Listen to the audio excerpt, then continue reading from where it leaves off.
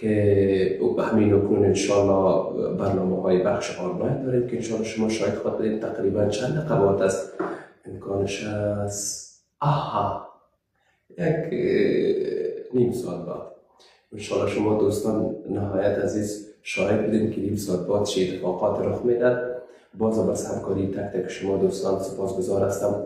من کسی هستم عزیزان که واقعا میخوایم که افتخار بسیار خوبی با وطن خود داشته باشیم، با مردم خود، با مسکین بیچاره مردمایی که مهاجر هستیم در هر کشور دنیا. بیاین از یکدیگر اگر اینجا بگویم که بیاین از یکدیگر حمایت بکنین، خود شما بگوین که والله با حمایت ضرر داره. نه خیر، خداوند نام عزت که به ایمان دوست داده و به 4 قرنت نداده. ما هیچ نمیخوایم که مثلا اگر یاد بکنم والا تو صفحه ملائکه بیایم حمایت بکنیم، بیاین با هم باشیم، با هم باشیم، با هم نباشیم، در هر جایی که می باشیم، در هر فکری که هستین هیچ نیاز نیست که برای شما آدم بگه که والا با هم باشیم.